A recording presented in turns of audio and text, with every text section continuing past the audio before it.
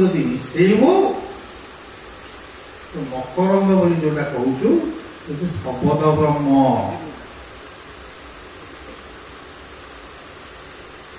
ସେ ଶବଦ ବ୍ରହ୍ମକୁ ତୁ ବାରି ପାରିବୁ।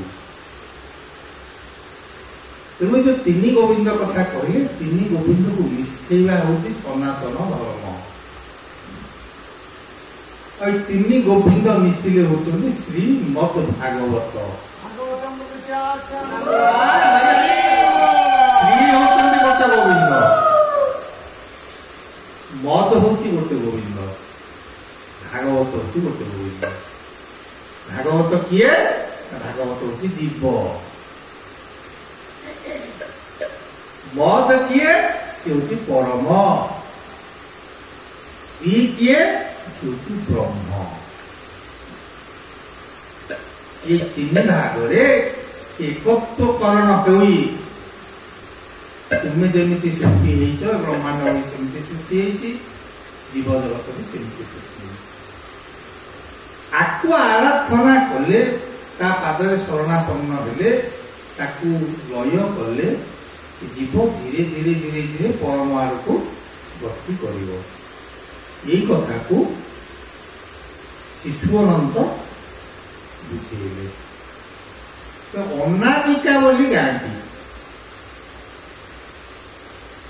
ଅନାମିକା ଗାଁଟା କୋଉଟା? ଦଶବନ୍ଧୁ ରାଜ ପଦେ କହିଲେ, ଯେତେବେଳେ ମାତା ଗର୍ଭେ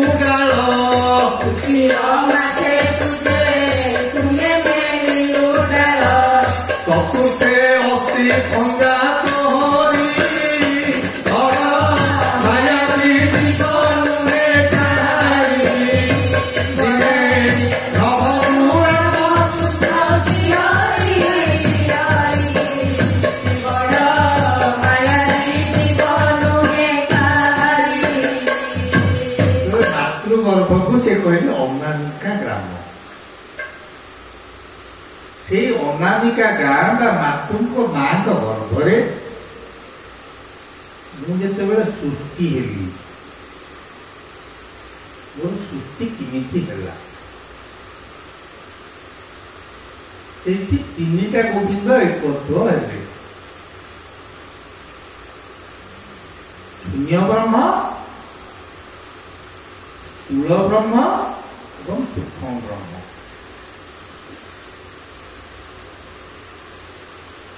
ସନ୍ତାନଟିର ପ୍ରଥମ ବିନ୍ଦୁ ପଡ଼ିଲା। ମୋର ତମେ ରୂପଟାକୁ ଦେଖୁନ, ଏତେ ଯୋଉ ହାତ ଗୋଡ଼ ମୁହଁ ଦେହ ଏସବୁ ସେତେବେଳେ ନଥିଲା।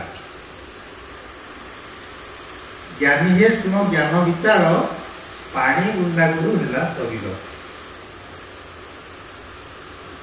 ସେ ମାଙ୍କ ଗର୍ଭରେ ପିତାଙ୍କର ବୀର୍ଯ୍ୟ କେତେ ଚିହ୍ନା ଏବଂ ମାଙ୍କ ରଜ କେତେ ଚିହ୍ନା। ଯେତେବେଳେ ରଜ ବୀର୍ଯ୍ୟର ସମ୍ଭୋଗ ହେଲା, ବାପା ମାଙ୍କର ସମ୍ଭୋଗ ହଉଛି କୌଣସି ବାପା ମା କହିପାରିବେ ନାହିଁ ଆମେ ଯୋଉ ରତି କ୍ରୀଡ଼ା କଲୁ ଆମ ସନ୍ତାନଟି ହବ ବୋଲି ନୁହଁ। ସେମାନେ ସ୍ୱାଭାବିକ ପ୍ରକ୍ରିୟା ପ୍ରକୃତି ବଶ୍ୟରେ ସେ କ୍ରିୟାଟାକୁ ସେମାନେ କରନ୍ତି। କରାଏ କିଏ? ତାକୁ କୁହନ୍ତି କାମ ବୀଜ ବା କ୍ଲିଂ ବୀଜ।